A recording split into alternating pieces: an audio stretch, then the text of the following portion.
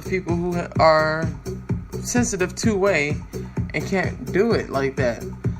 And when I started researching that and going deeper into that world of people who have this sensitivity, is when I started finding out, like, it's actually a little bit more common than what I expected to find.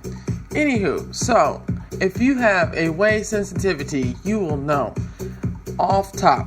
And I'm talking about, like, when you get done drinking your shake, if you have, like, the worst stomach ache ever, or, like, let's say you start having, like, an allergic reaction or something on your skin, and I'm not talking about anything crazy like off of Hitch when Will Smith whole face like puffed up and he was on the brink of dying and had to like drink Benadryl like it was water.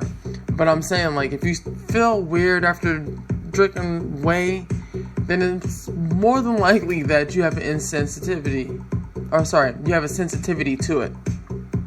So what I have done to kind of work around my whey sensitivity is I found like a vegan protein powder. And basically what they do is they take protein from vegetables, compact it all together, put it in powder form, boom, now you have protein powder that's based on vegetables and not anything else, not an animal, not the byproduct of an animal. It's just, it is what it is. So I'll have to find the name of the last one that I just got, because it's actually quite tasty. But there are ways around having a whey sensitivity, so make sure that you do your research and be careful when you're trying these products, because if you don't know what your body's sensitive to, I'm telling you, it's complete hell when you find out. So just be mindful, guys.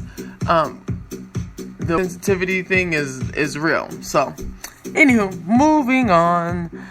Today, the myth buster for today. Okay, so there's a belief that you cannot preserve your joints when you lift, right? So over time, well, let me rephrase that. The idea is that over time, you're going to mess up your joints and you shouldn't lift heavy and blah, blah, blah, right? Okay. Well, yes and no. And I feel like that's a lot of information that's out there. Yes and no. So, if you're going to be lifting heavy, you have to lift heavy the right way. If you're lifting heavy and you're doing bad form and you're stretching your joints and ligaments all out of whack, of course, over time, hell, maybe even immediately, it's going to hurt you. So, we want to make sure that you have really good form. The other part of that is we want to make sure that we're taking care of our joints and our ligaments and our tendons and all the ways that we can take care of them. Number one, by making sure that if we have any inflammation in those areas, that we treat them immediately. Like, don't go and sit on it and sleep on it for days on end and be in pain, or not be in pain but have inflammation nonetheless, and just be like, oh, well, whatever. No. Treat the inflammation right there, because if you don't, that causes problems. And if you continue to use that area of your body, it's going to just continue to get worse and worse and worse and worse. So one way to treat inflammation, of course, is ice. Another way is rest. And then one of the all-time ways that I tell people about treating inflammation is eating lots and lots of greens. If you don't have green food in your diet, then inflammation is probably going to be a little higher, or you're more susceptible to being inflamed or swollen after certain workouts, after putting yourself through so much trauma and stress and whatever. So, those are a few ways to alleviate the being swollen, inflammation part of the workout.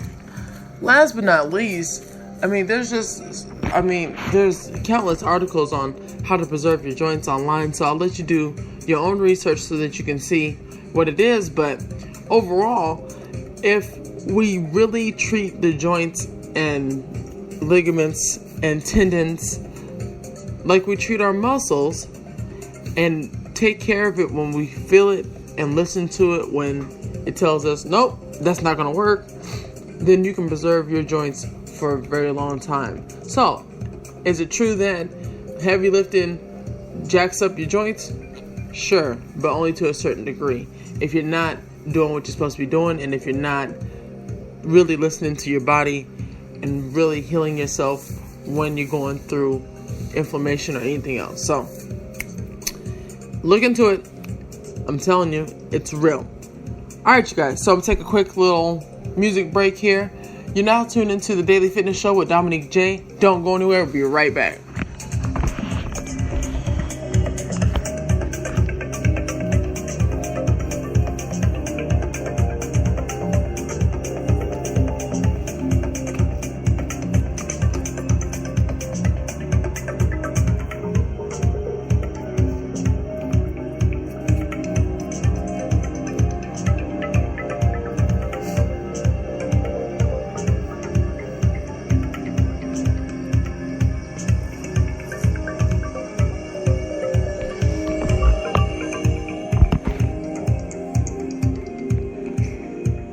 Welcome back to the Daily Fitness Show. I'm your hostess with the mostest, Dominique Jay. Yay! You guys, time is flying so fast on this Monday. It's already 5 in the morning now. It's probably going to be later when you listen to this, but it's all good. So, look, one thing I really wanted to talk about today is finding a workout partner. Now, I know people have kind of messed this up. At least in my eyes, they've messed up the whole concept of a workout partner, because it seems like, oh man, I gotta do all this work to go find the person, blah, blah, blah, blah. Like, it just seems like a lot, whatever. But finding a workout partner, somebody who you can work out with at least once a week or something, actually seems to have a positive effect on your workout. First of all, you have to be accountable with this person, and that's the number one thing about finding a workout partner. You have to find somebody that you trust enough to be honest with, because if you're not honest with this person, they can't help you by keeping you accountable to the things that you set out to do. So, the cool thing about the workout partner, like I said, is the accountability side of it. The other cool thing about it is you get to see someone else's perspective on some of the workouts that you do, and maybe see like different angles that you've never seen before, and get feedback in real time. You want to pick a workout partner whose level of experience is there with yours for the most part. I mean, you can go with somebody who's a little bit less experienced than you are, and it's still great. But if you go with somebody who's a little bit more experienced than you are, or on the same level, then they're able to really go in and help fine-tune that workout so that you can get everything that you're trying to get out of it. So, number 2 is the fitness level has to be similar. And last but not least, you want to make sure that when you're picking out your workout partner, that you guys have a similar schedule. And I'm not saying like you have to have the exact same things going on or whatever, but if you guys are going to be working out together or going to be considered workout partners, have some kind of system so that you know, okay, on Tuesdays at 6 o'clock in the evening, we're going to go work out and we're going to do X, Y, Z. Plan it out, because the more you have it planned out, the more likely you are to execute it. The more likely you are to execute it, the more it's going to help your overall goals for being in shape. Promise. And plus, if you have a really good workout partner, maybe they'll come help you do your meal prep on Sundays. Wouldn't that be nice? So, the benefits of a workout partner is just ridiculously amazing. Right now, I have like a couple people that keep me accountable, So they're like my virtual workout partners, but I'm looking to find a couple people that I can actually work out with in person. So we're going to get that together so we can amp these workouts up and get the ball rolling, because it's almost March, people. Oh my gosh, it's crazy. So being that it's almost March means that I'm getting closer to the end of my 90-day challenge, which means, oh my God, I'm nervous, but it also means that I have to kick it up into high gear. So that's that. Anywho, so find a workout partner that you can trust enough to be honest with for your accountability. Someone who is at the same fitness level, or maybe even a little bit more experienced than you,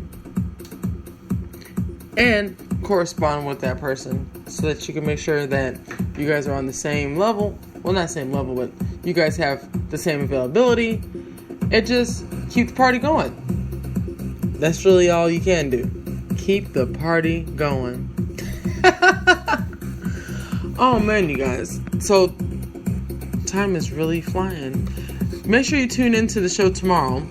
I'm going to have tips about how to get rid of bloating. And I mean, like, really, how to get rid of bloating. Because it happens a lot. And I'll even give you a list of foods that cause bloating that you may not know is causing you to bloat. Also, tomorrow I'll be talking about my biggest Achilles heel. And it might be yours too. My sweet tooth. Damn it to hell. That is just, I swear to goodness,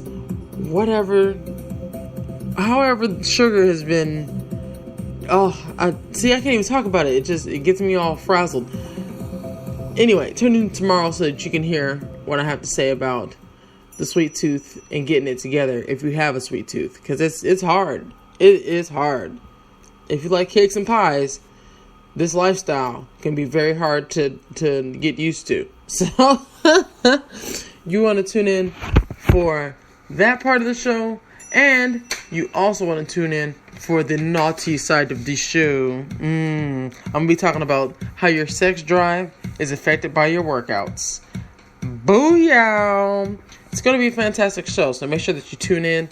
Also, make sure that if you are not following us on all the social media platforms, that you're doing so, because there's just so much stuff that's going up on the Twitter page, on the Facebook page. We have a Pinterest page, you guys. I don't know if you know that. And I found some really cool pins that I feel will help. I mean, everything from freaking workouts to recipes, back to things that you can eat on your cheat days, hilarious fitness memes, etc., etc., etc. And I'm building up some more so that you can have all kinds of awesome pins to look at for inspiration and motivation. So make sure that you follow me on there. It's the Daily Fitness Show. So that is basically our time today. Goodness, I'm so happy that you were able to tune in. Make sure that you tell a friend to tell a friend to tell a friend. Follow the podcast live and direct, and we'll go ahead and get you up to date on everything that's happening. We're going to be doing some giveaways here shortly, and you don't want to miss out on that. So make sure you follow. Stay good. Stay blessed. Thank you so much again for tuning in. And until next time, enjoy your workout, and don't forget to re-rack those weights. I'm Dominique Jay, signing off for the Daily Fitness Show. Peace, you guys.